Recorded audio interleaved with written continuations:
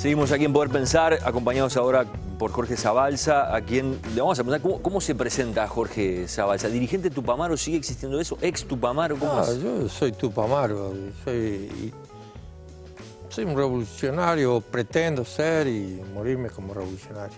Eso. ¿Cabe hoy ese término revolucionario en esta sociedad cómo funciona? Y en Uruguay está un poco de modé, pero en el resto del mundo, si yo me traslado a Venezuela o a Bolivia, y bueno, tendría otras características del definirse revolucionario, ¿no? Revolucionarios raros igual, porque usted me dice Venezuela. En Venezuela se supone que los revolucionarios son quienes gobiernan.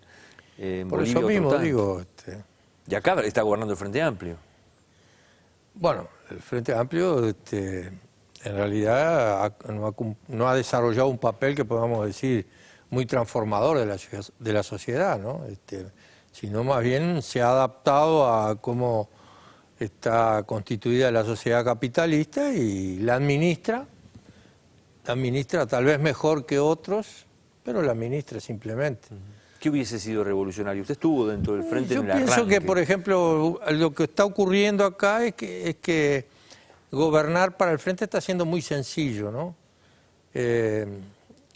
Están ahí en el gobierno, se sientan y, bueno, dejan que vengan las empresas que en 10 años transformen la matriz productiva del Uruguay y hagan de un país ganadero a un país sojero. O sea, capital extranjero, empresas argentinas, la Monsanto poniendo las semillas transgénicas y los agrotóxicos, sale por Nueva Palmira, que es una zona franca, no paga ningún impuesto, toda la operativa del puerto está en manos de capitales griegos. Entonces, así es muy fácil gobernar, ¿no? Uno deja que las empresas hagan a su antojo y bueno, y se dedica a la operación política, al discurso, a la filosofía, a justificar lo que está ocurriendo en el país, ¿no? ¿Escuchó el discurso del presidente Mujica en la Asamblea General de la ONU? Hizo un discurso filosófico y crítico hacia el sistema global, si se le pudiera decir de esa forma. Pepe es muy audaz, ¿no? Y él hizo ese discurso filosófico antimercado, ¿no? Un discurso sancionatorio del mercado y del consumismo, pero después va a venir acá al Uruguay y va a decir, por ejemplo, como ya lo dijo, que el precio de la yerba no se puede regular. Es decir, el precio de la yerba en el Uruguay está sujeto al mercado, a pesar de que es un artículo que él mismo reconoce, que es de primera necesidad prácticamente a la cultura uruguaya, ¿no? El precio de la carne no se regula, queda sujeto a los precios internacionales de la carne. Entonces, bueno, es un poco la historia de la vida del Pepe. Como te digo una cosa, te digo la otra. Voy a la ONU y castigo al mercado, pero después vengo acá y me someto a las leyes del mercado, ¿no? ¿No hablaron nunca más con Mujica después de que usted se abrió un poco del frente? Pero tuvimos oportunidades de hablar muchos años. Entonces, después no.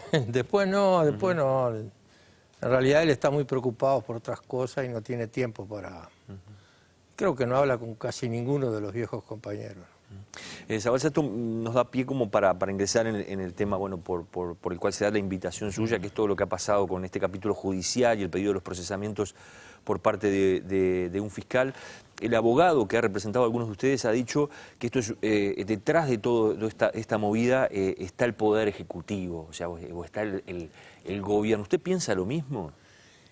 Sí, yo creo que no es una cuestión mecánica que José Mujica le dio una orden al fiscal Subía, no, eso no funciona así. Yo creo que en este país lo que hay se ha creado, y el Ejecutivo tiene un papel muy protagónico en eso, es una atmósfera de que los crímenes de lesa humanidad no se van a procesar ni se van a castigar.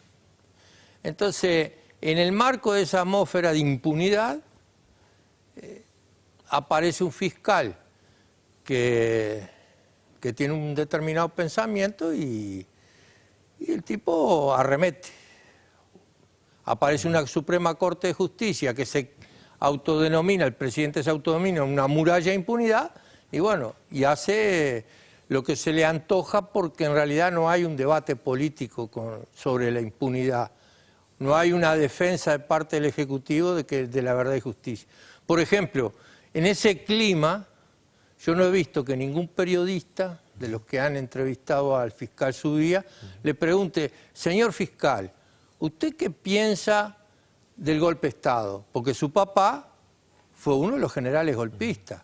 ¿Usted qué piensa de los desaparecidos y de los asesinados durante la dictadura? Porque su papá fue responsable de esos asesinatos y de la tortura y de las violaciones a mujeres.